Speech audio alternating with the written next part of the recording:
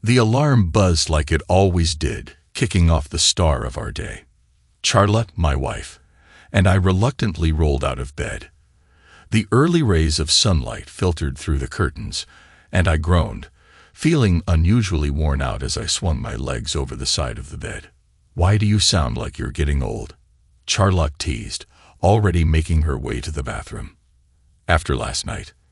"I think I am," I joked, still thinking about how wild the previous evening had been. Charlotte had a knack for keeping things interesting. Today marked the beginning of her business trip, which meant I'd be on my own for the next week. I wasn't exactly looking forward to it. I heard the water running in the shower and considered joining her, but I needed a few more minutes to myself. Last night had taken a toll, and I wasn't in any rush. Charlotte came bouncing back into the bedroom, full of energy, which made me feel even slower in comparison. "Come on, get up, sleepyhead. We've got bills to pay," she said with a playful nudge. All right, I'm up," I replied, dragging myself to the bathroom to splash some water on my face. After freshening up, we had breakfast together before going our separate ways, Charlotte heading to the airport, and me to my job. We both worked at a manufacturing company in Chicago.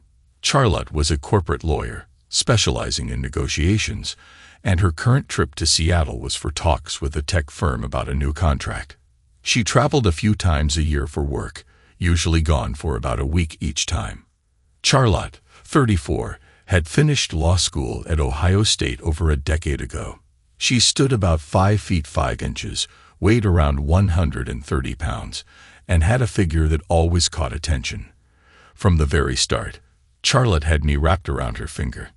"My name is Mike Brooks, and I'm an engineer at the same company where Charlotte practices law. I'm 38 years old, 6 feet 2 inches, and I try to stay in shape by hitting the gym regularly. Charlotte and I are golf lovers, often playing with friends.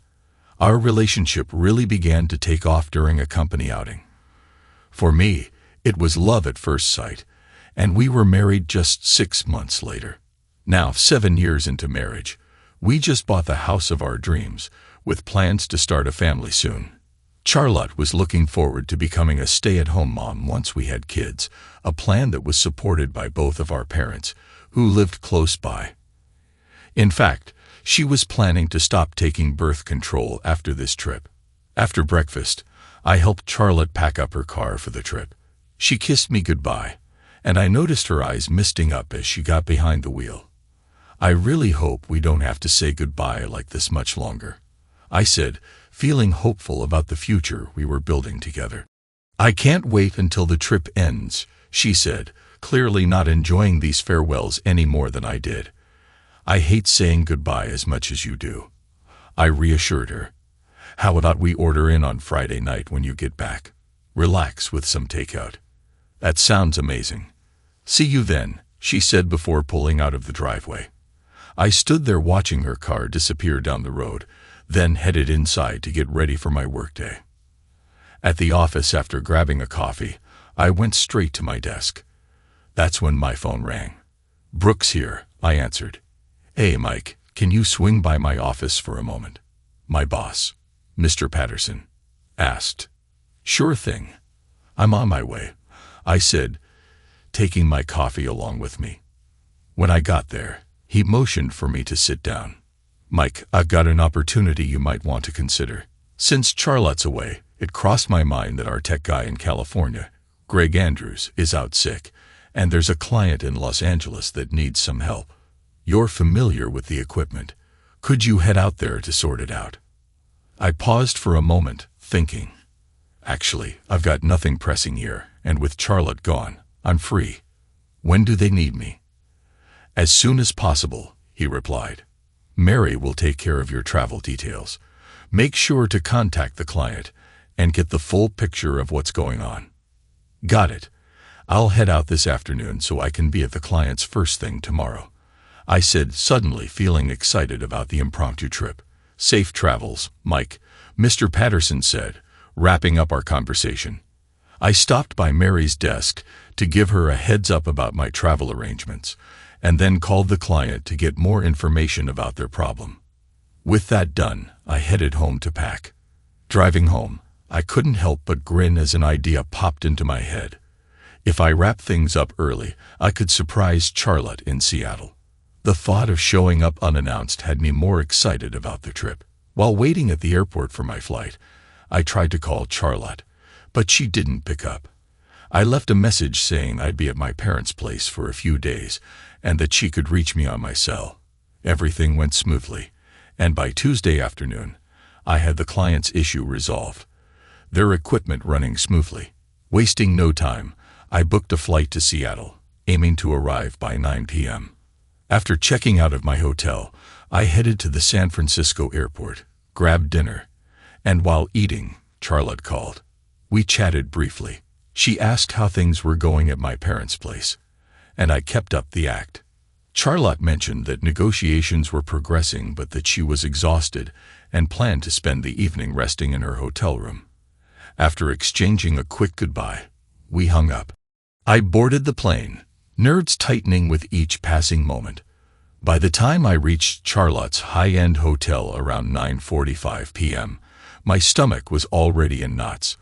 After a brief check with the front desk, they handed me a keycard to her suite.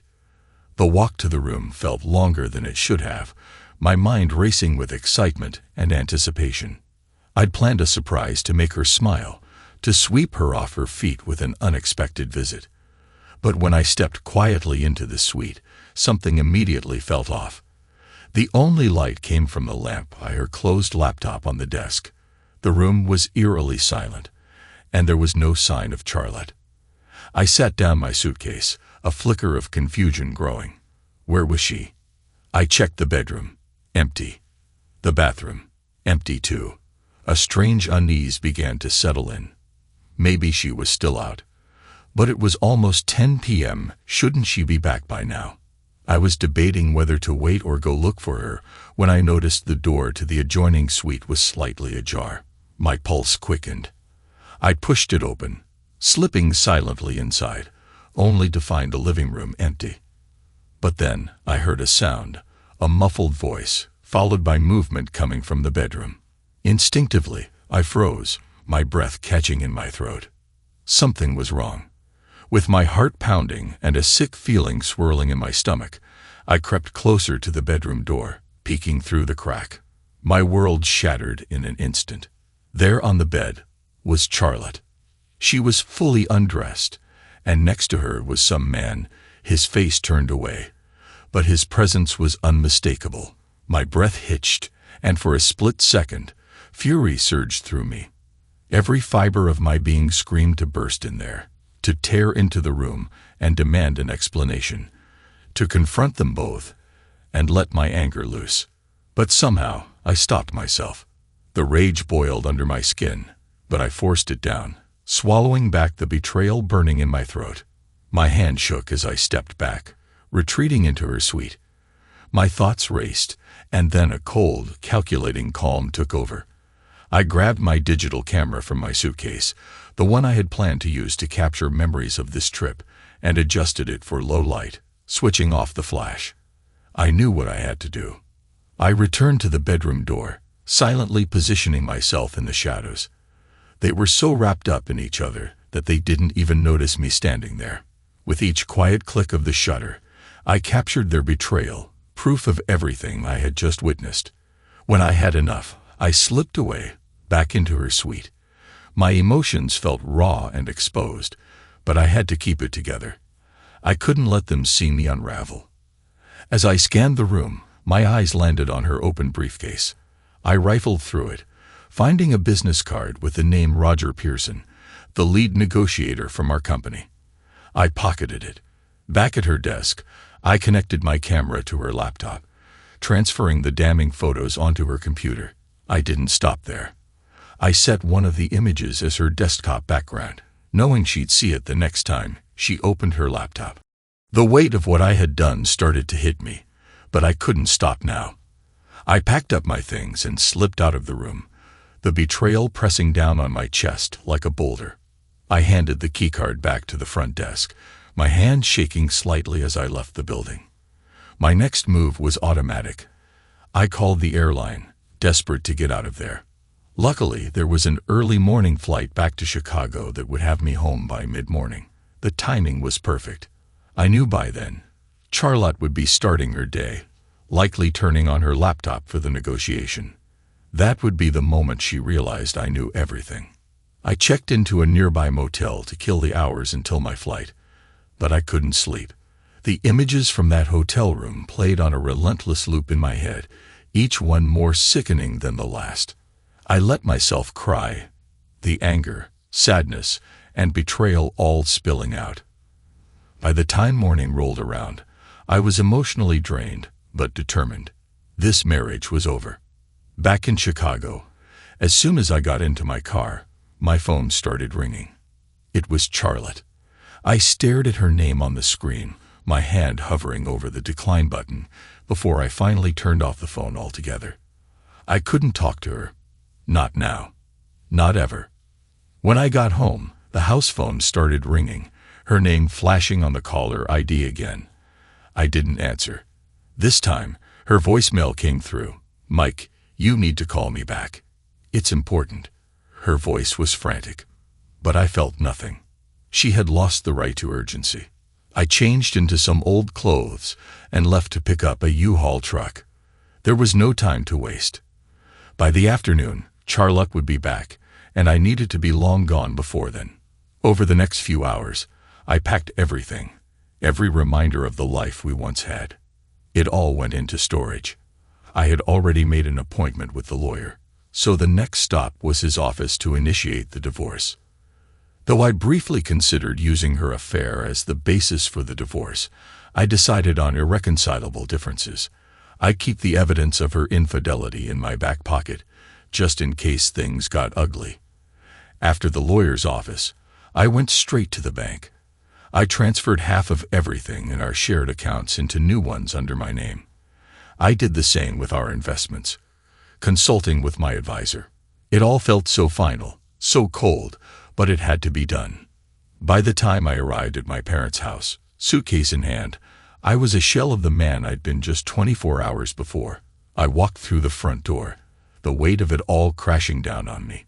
When I walked into my parents' house, I could see the worry on my mom's face right away. "Mike, what's going on? Charlotte's been calling here non-stop looking for you. Did you tell her you'd be here?" she asked, her voice laced with concern. I sat down heavily, the weight of the last 24 hours pressing down hard. My dad, who had retired a few years back, watched quietly from across the room. Taking a deep breath, I told them everything. The cheating, the photos, the fact that my marriage was over. I watched disbelief cloud their faces as I explained the whole mess. "Charlotte? Cheating?" my mom said, shaking her head as if trying to wake up from a bad dream. My dad remained silent, his eyes fixed on the table. "Yeah, it's over. I started the process for divorce," I said, forcing the words out, hoping that by saying them aloud, I'd feel some kind of release. But instead, it all still felt so raw, so unreal. "Can I stay here for a while?" I asked, trying to keep my voice steady. "At least until I can get a place sorted out." They didn't hesitate.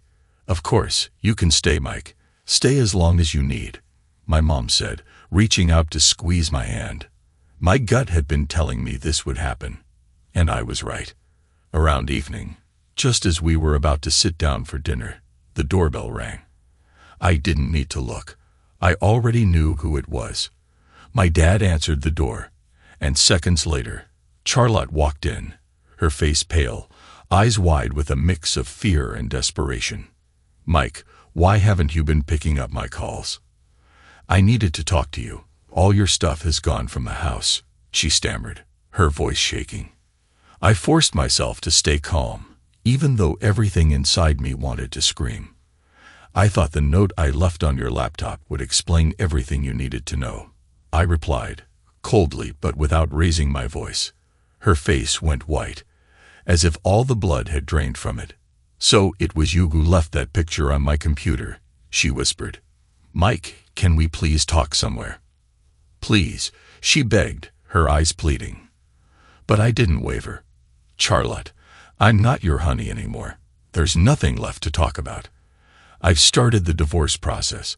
Anything that needs to be said can be handled by the lawyers," I said, the finality of my words hanging in the air between us. I could see the panic in her eyes, but I didn't stop. "Seeing what you did in Seattle killed any feelings I have for you," I added, my voice unwavering. "Now please leave. I'd like to eat my dinner in peace." "Please, Mike, don't do this," she begged, tears pooling in her eyes. "Let's at least have a real conversation before ending things like this." Her desperation clawed at me, but I couldn't let it in. I had to stay strong. "What could you possibly say to excuse cheating on me? It wasn't like you were defending yourself," I shot back, my voice colder than I expected. "You might want to give your boyfriend, Roger, a heads up. I'm sure his wife will love to hear what he's been up to." Tears spilled down her cheeks. "Mike, can we please just talk this through?" she cried, the panic in her voice only growing. But I was done. "Just leave, Charlotte. You're ruining my dinner," I said flatly, without any emotion. Then, almost as an afterthought, I added, "Here's an idea. Write me a letter. Maybe you can use that clever lawyer brain of yours to explain why it was okay to destroy our marriage. I'm sure you'll find a way to pin it all on me." She looked at me, heartbroken, her tears streaming down her face, but I held firm. "Goodbye, Charlotte," I said firmly, leaving no room for her to argue. Slowly, she turned and walked out, and I watched her go, a part of me wanting to feel relief. But instead, all I felt was an emptiness I couldn't shake. Once she was gone, my parents sat in stunned silence, still processing everything that had just unfolded. "Mike, that was harsh," my mom said quietly, breaking the silence. "Mom, would you like to see the pictures I took of her with another man?" "That's the real harsh part," I replied, unable to hold back the edge in my voice. "She completely disrespected me, and I can't just accept that. How could I ever trust her again? Would you really want me to have kids with someone like that?" There was a long pause before my dad finally spoke. "I get it, son," he said softly, "but maybe after some time, you'll start to see things differently." "I don't think so, Dad," I replied, shaking my head. "Can we just drop it and finish dinner?" I asked, eager to move on from the conversation. "Sure, Mike," he said, though his voice was heavy with reluctance. Meanwhile, in Seattle, Charlotte was replaying everything in her mind. That Monday morning, when she left for the trip, she had felt a mix of sadness and excitement, sad to leave me behind, but hopeful for our future, for the family we had been planning. Everything had seemed perfect, the timing right, our lives on track. On the flight to Seattle, she had sat next to Roger Pearson, the company's chief negotiator. He was her work partner, the guy she'd spent countless hours negotiating deals with. As they chatted, the conversation had turned from work to their families. Roger knew about her plans to leave her job once she got pregnant, and he even mentioned how much he'd miss working with her when she became a stay-at-home mom. Roger, at 48, had been married for 20 years and had teenagers. They knew each other well, and their working relationship had evolved over the years. But a decade ago, things had shifted. Late-night meetings had turned into something more, something they both tried to rationalize as a way to ease the stress of work.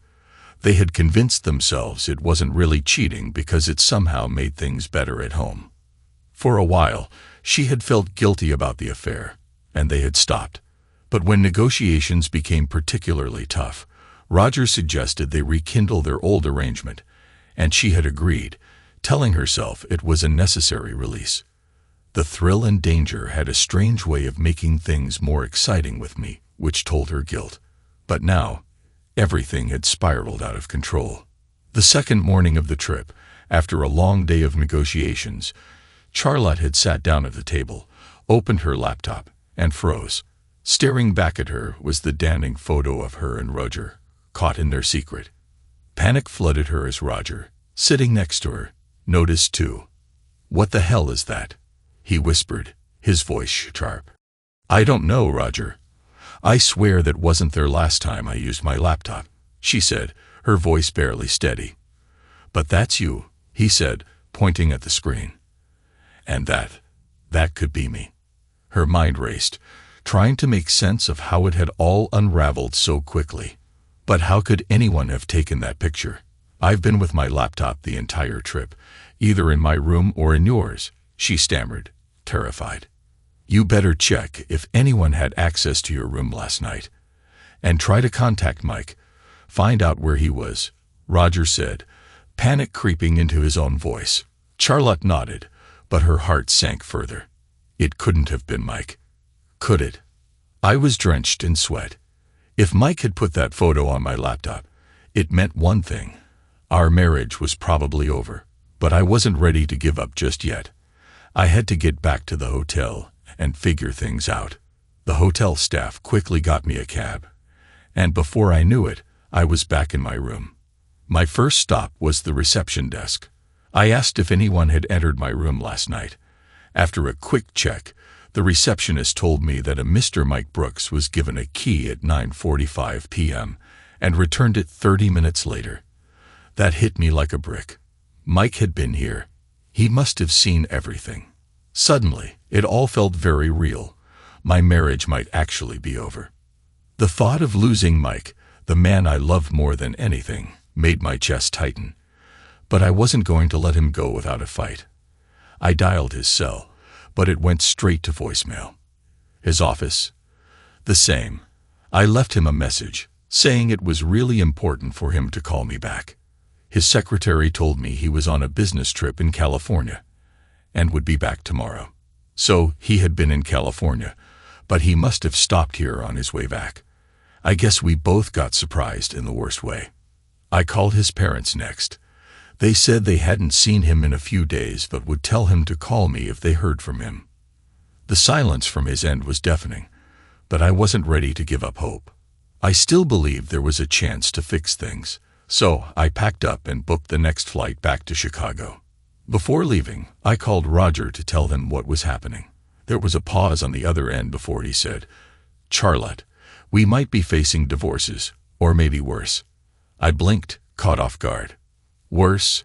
What could be worse than divorce?" I asked. Roger's tone was serious. "Our company has strict policies about managers dating. If word gets out, we could both lose our jobs." I hadn't thought of that. Losing Mike already felt like the world was crashing down. Losing my job on top of it, I wasn't sure I could handle that. But I pushed the thought aside for now. I need to get back to Chicago and talk to Mike. Maybe there's still a way to work things out, I said, more to convince myself than Roger. "Keep me updated," Roger replied before we hung up. I hurried to the airport, taking the hotel's limo. I'm a flight back, my mind raced.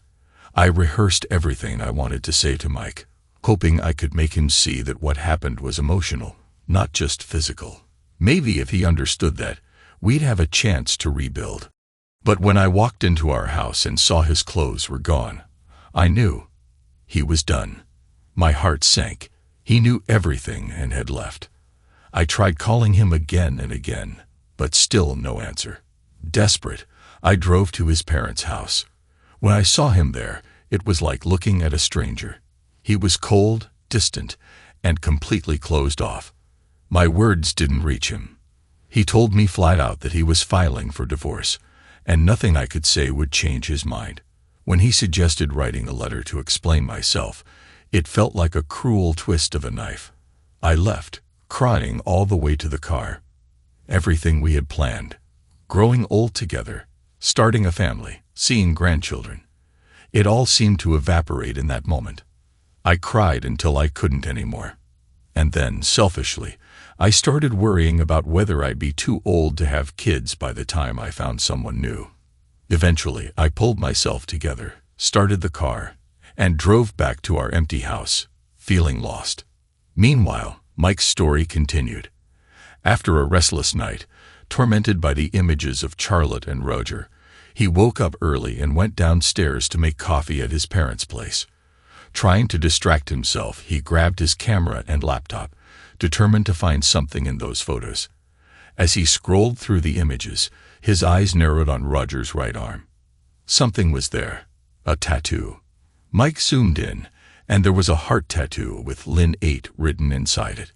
Lynn 8, Roger's wife's name. That was the proof Mike had been looking for.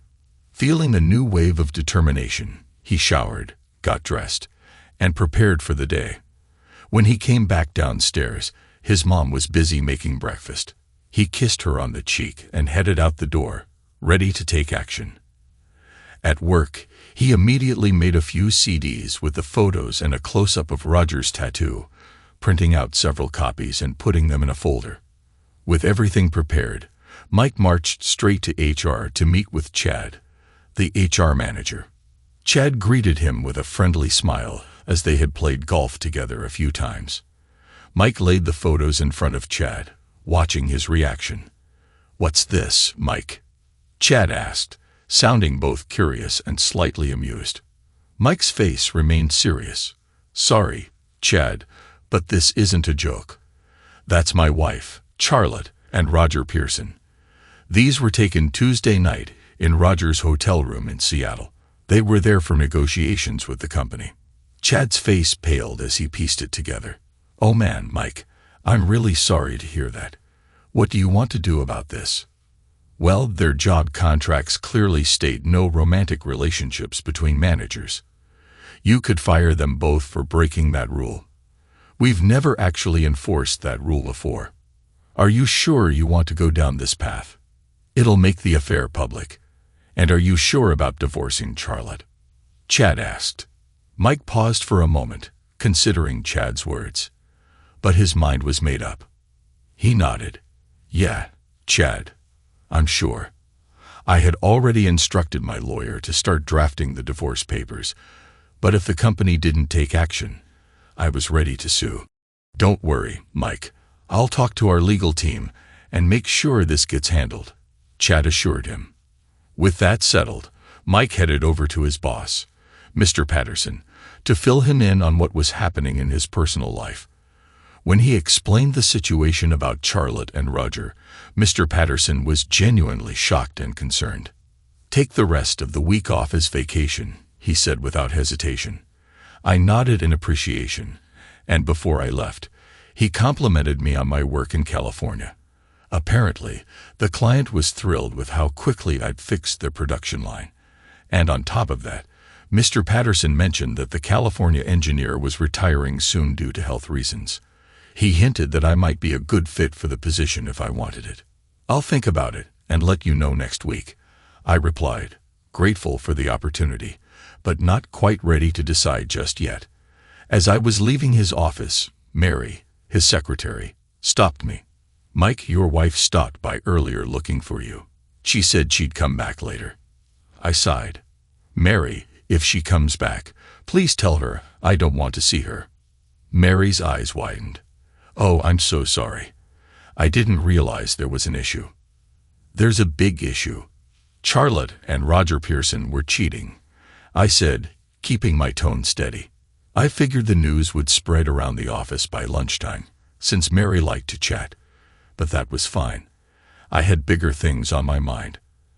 Back at my desk, I decided to make an important call. Roger's wife, Linda, and I had met at work events over the years, and now I had to break the news to her.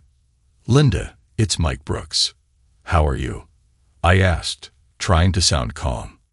"I'm doing all right, Mike. Roger mentioned you might call, but didn't say why," she responded. "Do you have a moment? We need to talk.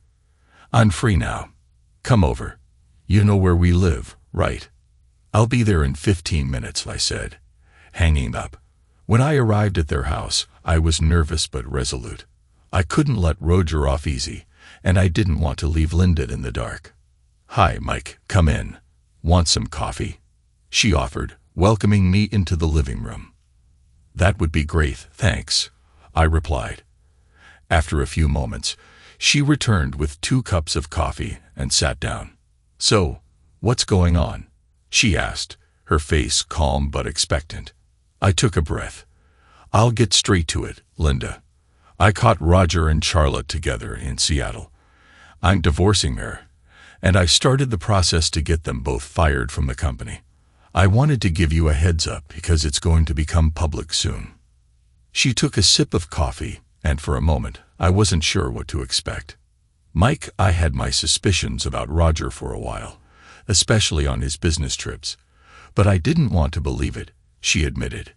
"I didn't want to think it was true." "I'm really sorry, Linda. I've got photos if you need proof." Linda nodded slowly. "Yeah, leave me a copy. I'll look at them later when I'm ready." I knew this day would come, but it's still tough.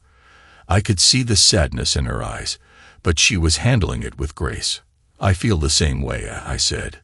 "Charlotte and I were close to starting a family, but I can't see a future with someone I can't trust. The mother of my kids needs to be someone I can respect." "I understand, Mike.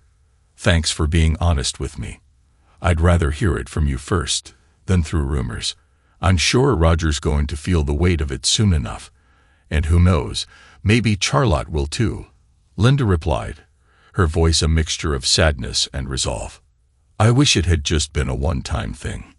It would have been easier to forgive. If there's anything I can do to help, just let me know," I said as I stood to leave. "Thanks, Mike. I'll be okay," she said, offering a small but genuine smile. 6 months have passed since I'd filed for divorce. This morning, I received the final papers, and it's official. I am no longer married to Charlotte. It feels like a weight has been lifted. I haven't seen or spoken to her since that day at my parents' house. My lawyer handled everything, and I let go of the house, the furniture, and all the things we bought on credit. Cutting ties was the best thing for me. Without my income, Charlotte had to sell the house, and though she struggled financially at first, she managed to bounce back. She's a smart lawyer and found a new job within a month. From what I've heard, she's even started dating again. Good for her. I hope she's honest with her new boyfriend about why our marriage ended. Linda divorced Roger too. He lost his job and found another one, but with a lower salary. He's having trouble keeping up with alimony and child support. As for me, I've moved on and found peace. I relocated to Ventura, California, a serene coastal town halfway between Santa Barbara and Los Angeles. It's a quiet place, and I've settled into an apartment building with lots of singles and young couples. The cost of living is high here, but I'm managing just fine. I've even started seeing someone new, a woman who lives in my building. Like me, she's been through a divorce, and we found a lot of comfort in each other's company. We're taking things slow, but there's a calmness in this new relationship that feels right. Trust is important, and with both of us having gone through tough times, we understand that better than anyone. We're not rushing into anything, but the future looks bright. Maybe kids are still in the cards. Life is unpredictable, but I'm ready for whatever comes next. For now, I'm enjoying this new chapter. Work is going well, I'm in a peaceful place, and I'm taking life as it comes. Sometimes things don't work out as planned, but that's okay. I've learned that there's always something better waiting on the other side. Thanks to everyone who took the time to listen to today's stories. If you enjoyed it, please consider liking and subscribing if you haven't already. Feel free to share your thoughts on the events in the comments below. Take care.